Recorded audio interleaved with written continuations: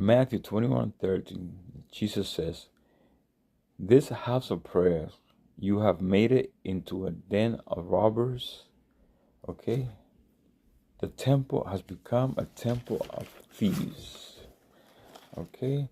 Now, let's go back to Malachi 3:8, where it says, a verse that's being abused and misused by so many preachers for their own personal gain. Okay? Now, will a man rob God? God is not accusing that if you're not giving tithes, you're robbing him. No.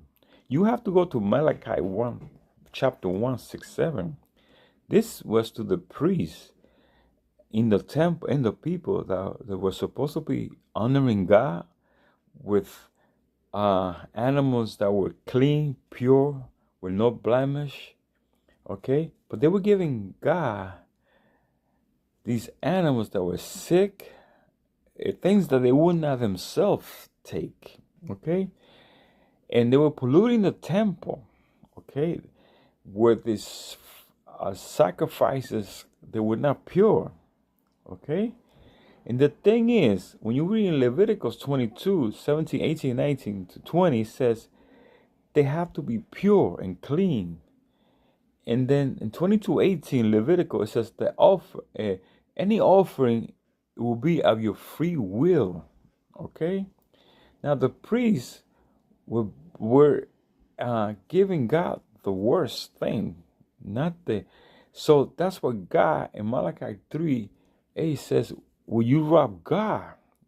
Okay, you have to go back to the beginning of Malachi. And then when you rob God, you're lacking respect for God, not honor him, then you are robbing God. Now, in the new covenant in 2 Corinthians 9:7 says, each one give what's in your heart.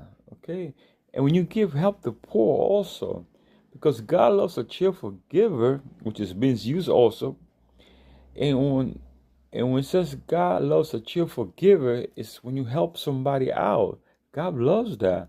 And in 1 John 13:17 says, if you have goods and see your brother in need and do not help him out, will God be in you? So all these verses are so misused, okay? And so be careful. Be careful with these things. Have a blessed day.